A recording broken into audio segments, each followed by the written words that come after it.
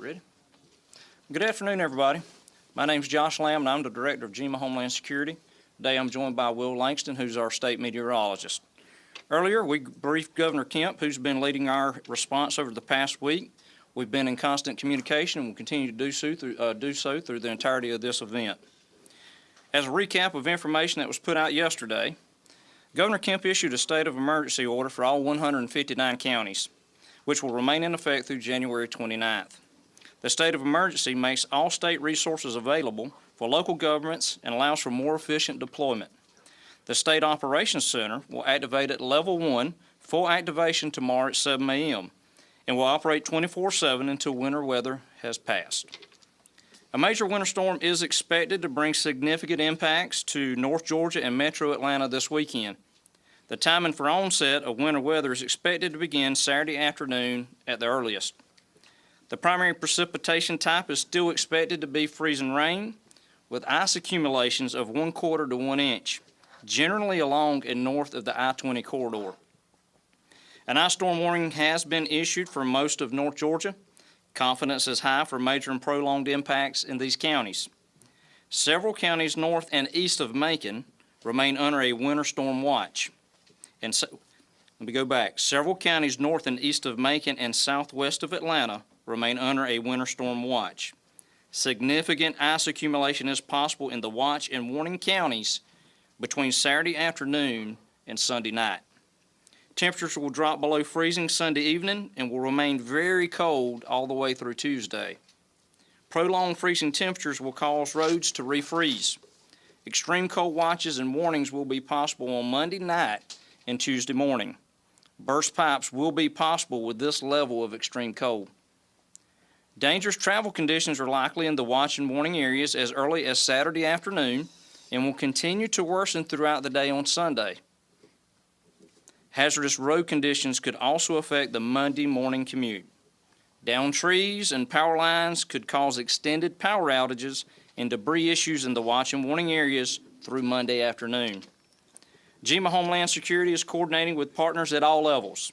That includes our state agencies and our utility partners to ensure Georgians have the resources they need before, during, and after potential winter weather impacts.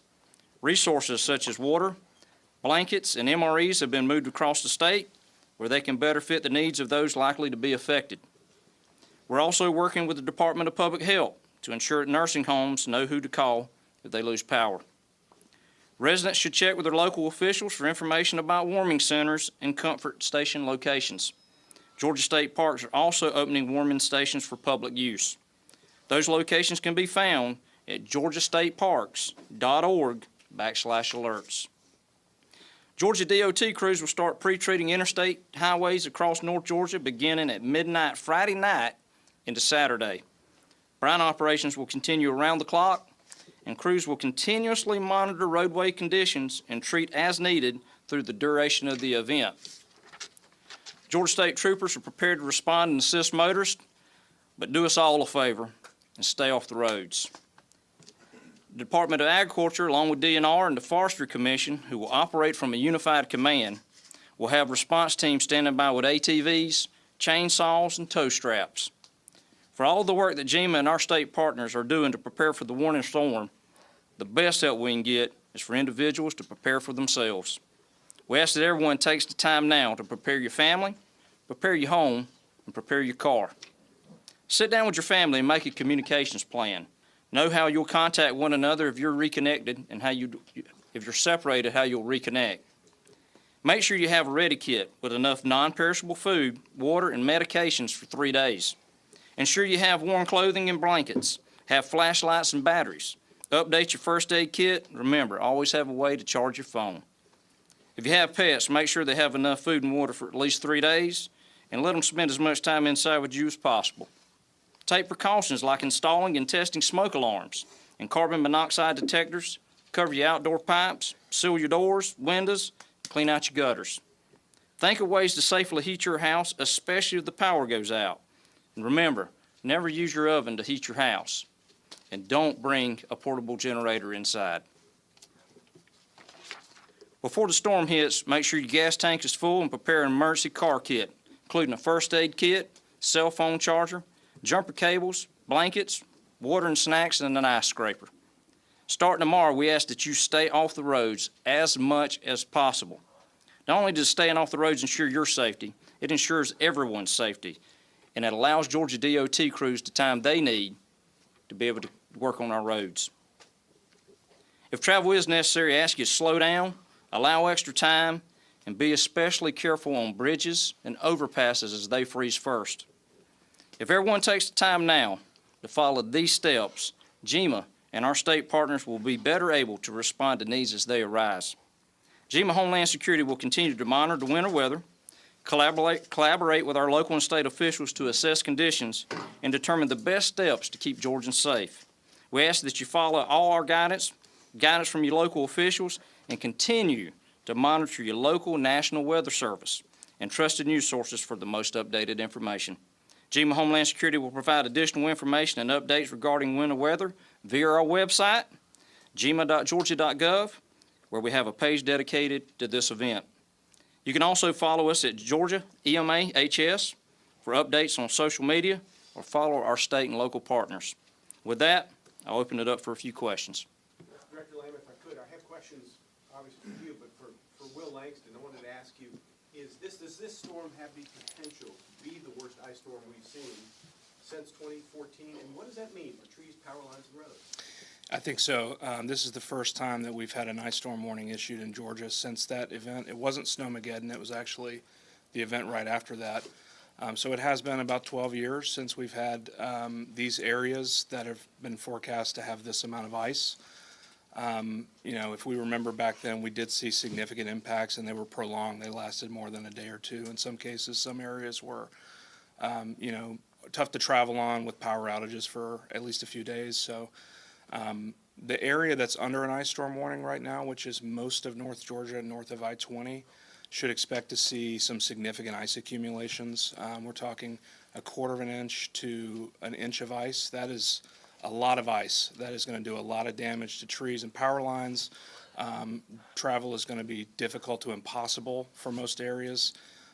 Metro Atlanta to the north, up the I-75, 575, 400 corridors all the way to the state line. Metro Atlanta to the east, all the way down I-20 to Augusta, and everywhere north and east of those interstates. So really that northeast quadrant, northeast of Metro Atlanta, and including much of the Metro Atlanta area, we're expecting significant ice accumulations.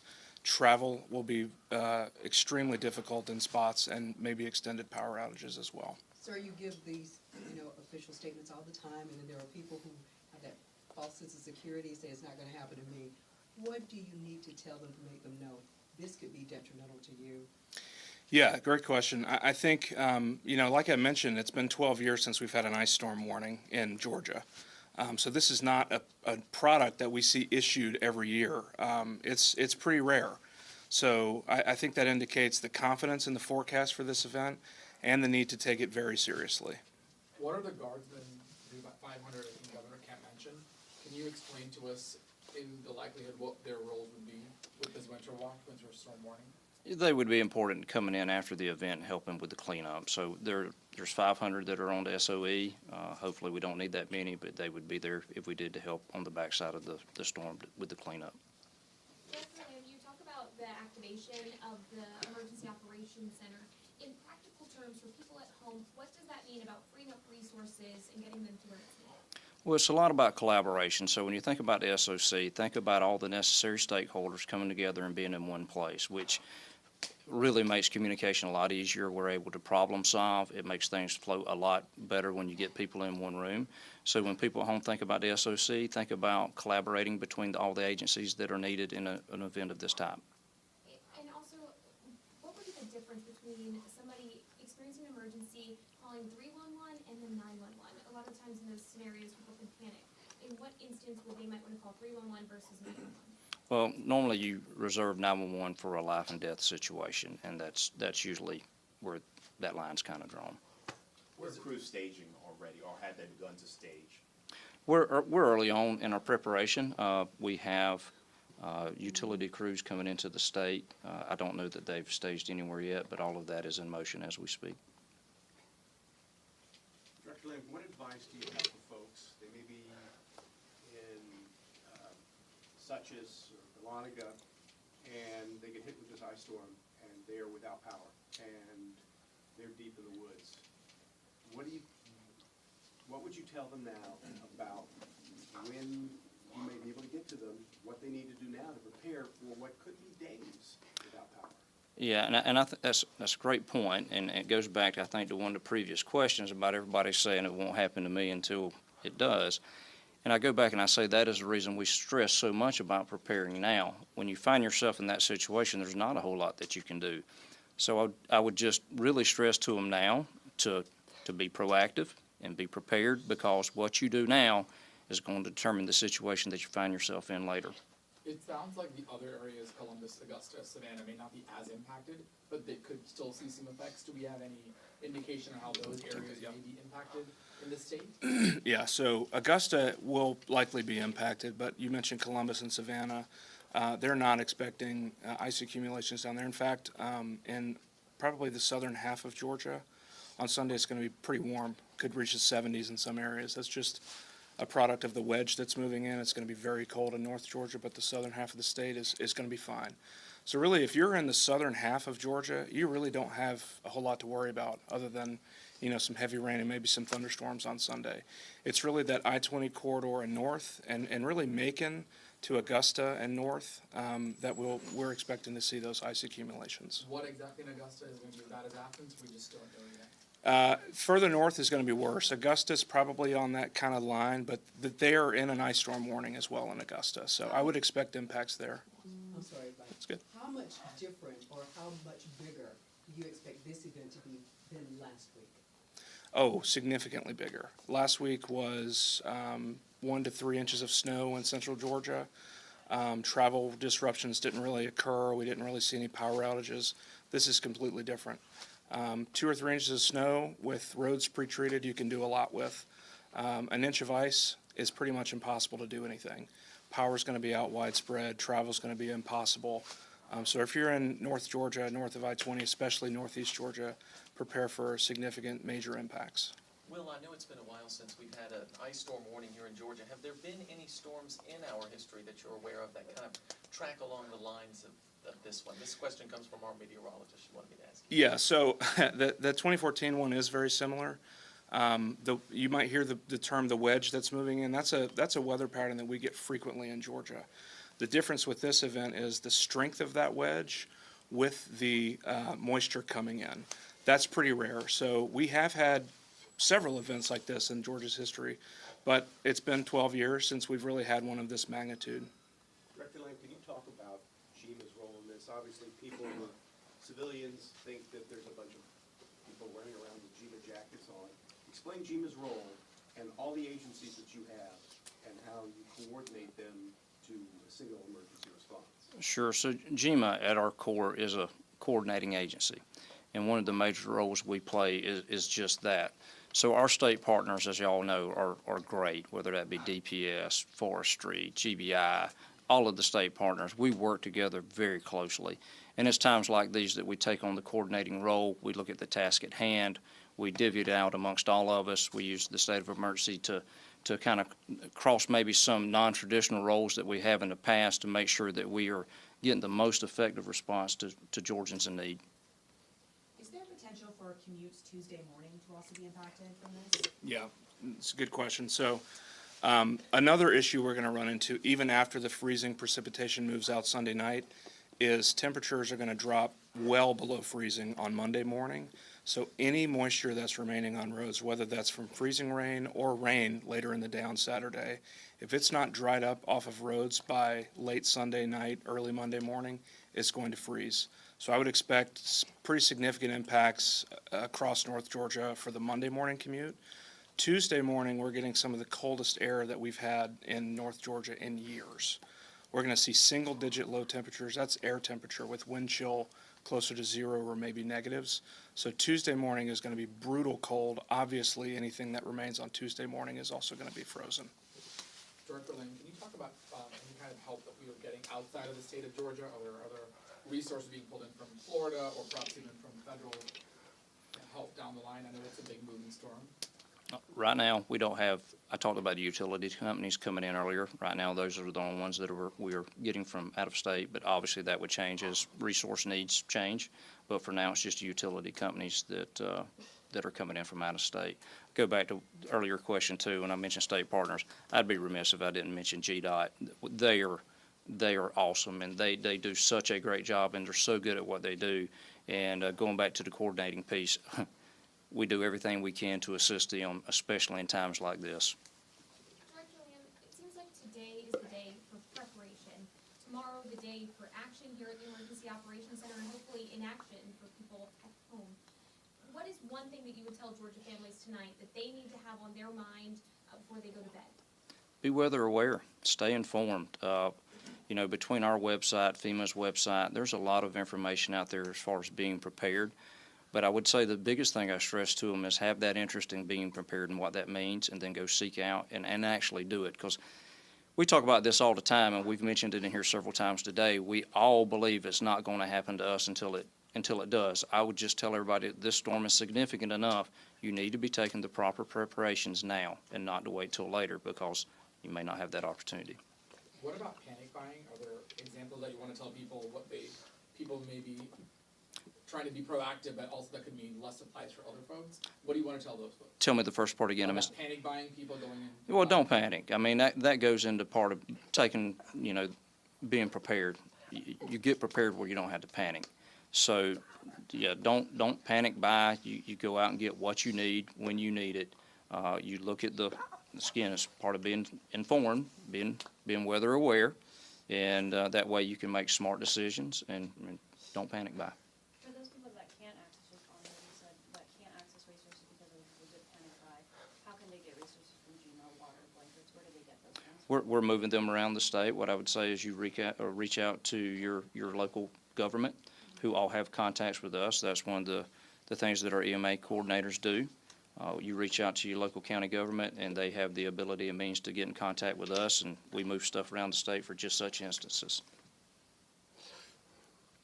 Really quickly about farmers, I know some of them are still reeling from Hurricane Helene, especially in Augusta, the rural parts of Georgia.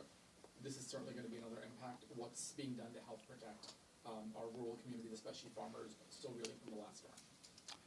Well, I think farmers are going to fall into the category of everybody else. This is one of those things. We obviously can't prevent an ice storm. I know everybody's doing everything, again, and that kind of goes back to the individual preparedness piece. The farmers are more knowledgeable in what they need to do to prepare for the ice storm than I am. So that kind of falls back into the individual preparedness piece and being prepared and informed, where they can take the necessary steps that they need to. I know you talked about local governments.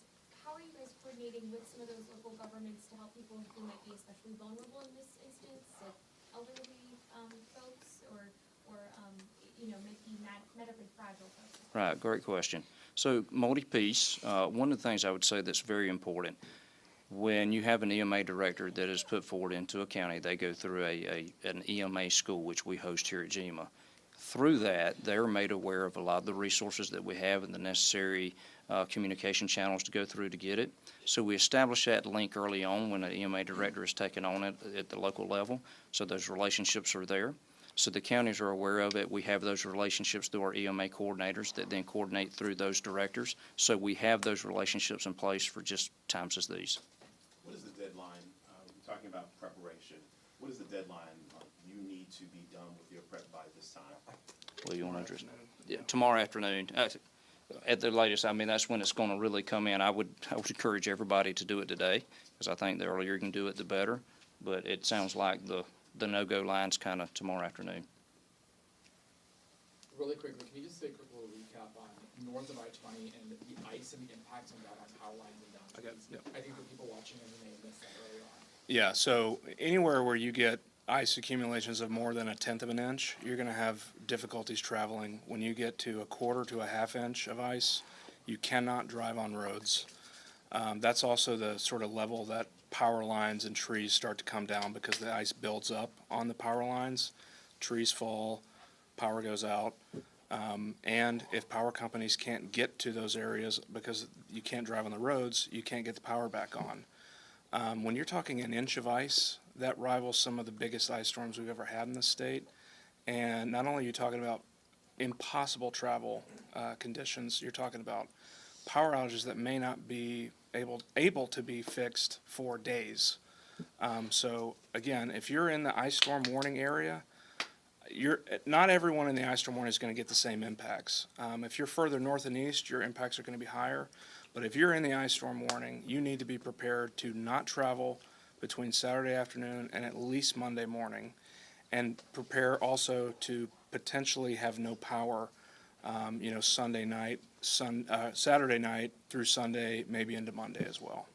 Yeah, how likely are we to see massive widespread outages that last for days and days and days? Yeah, well, it depends, areas that get those half-inch to an inch accumulations, it's also going to be a little breezy. So we're looking at, sustained winds of 10 to 15 don't sound like much with gusts 20 to 30, but that's more than enough to knock down already fragile trees and power lines. So it really just depends on where the heaviest ice accumulations occur. The wind's going to be there, and, we have a lot of trees in Georgia, and they fall. So if there's power lines in the way, there's going to be power outages, and if crews can't get there, then the power's just not going to get put up. They're going to work as quickly as they can, but if it's bad enough, they're just not going to be able to get there.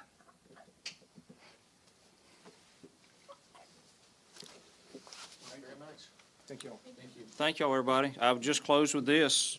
I would encourage everybody to be proactive, be prepared, stay informed, and again, stay off the roads.